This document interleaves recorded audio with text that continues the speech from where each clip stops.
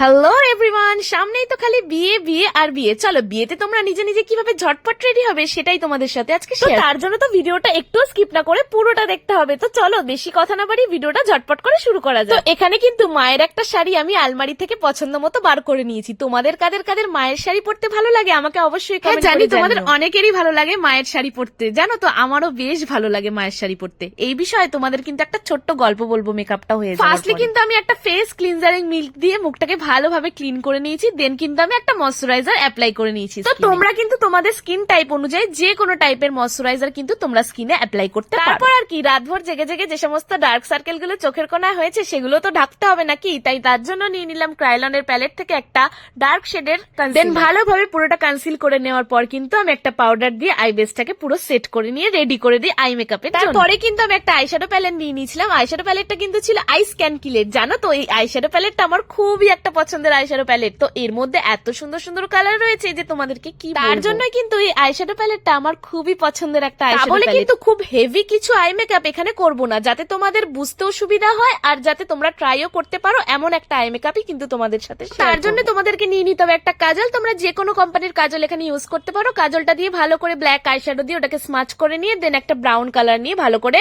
Blend করে দেবে। দেন দেখবে একটা সুন্দর আই মেকআপ তোমরা ক্রিয়েট করতে পারো। সমস্ত রকম ফেস প্রিপারেশন করে নিয়ে কিন্তু আমি কালার কারেকশন করে নিয়েছি। দেন কিন্তু আমি ফাউন্ডেশন অ্যাপ্লাই করে ভালো করে ফাউন্ডেশনটাকে পাউডার দিয়ে সেট করে তারপরে চোখের নিচটাতেও তো ভালো করে স্মাচ করতে হবে, নালে কিন্তু পুরো চোখটার লুকটা কিন্তু কমপ্লিট হবে না। তো ভালোভাবে নিচটাও একইভাবে ব্ল্যাক কাজল দিয়ে ব্ল্যাক আইশ্যাডো দিয়ে ভালোভাবে স্মাচ করে নিয়ে ফেসে যেসব এক্সট্রা পাউডার গুলো ছিল সেগুলোকে ভালোভাবে ডাস্ট আউট করে নিয়ে ফেসের যা যা কাজ আর বাকি আছে সেগুলো কিন্তু আমি একের পর এক করা শুরু করে দিই। তো তারপরে তো তোমরা জানোই জীবনে ব্লাশের কত অভাব, ব্লাশ করানোর মানুষের কত অভাব। তো নিজেই নিজেকে ব্লাশ করানোটাই বেটার মনে করি। আর হাতে একটা নিয়ে নিয়েছি ব্লাশ আর নিজেকে ভরে ভরে পিঙ্ক পিঙ্ক করে দেওয়ার চেষ্টা করেছি। তো তোমরা কারা কারা আমার মতো ব্লাশ করতে ভালোবাসো তারা তারা কিন্তু অবশ্যই। তারপরে যে মাস্কারাটা ছিল সেটা কিন্তু 2 স্টেপের ছিল। দেখো ফার্স্টে কিন্তু আমি অ্যাপ্লাই করে দিয়েছিলাম 1 স্টেপ, দেন কিন্তু আমি অ্যাপ্লাই করছিলাম 2 স্টেপ। একটা ছিল কিন্তু ভলিউমের জন্য আর একটা ছিল কিন্তু লেন্থের জন্য। তো দেখো দুটো দিয়েই কিন্তু আমি মাস্কারাটা কমপ্লিট করেছি। ফাইনালি যেটা ছাড়া মেকআপ একেবারেই অসম্পূর্ণ সেটা হচ্ছে হাইলাইটার। হ্যাঁ ঠিকই ধরেছো, হাইলাইটার যেটা ছাড়া কিন্তু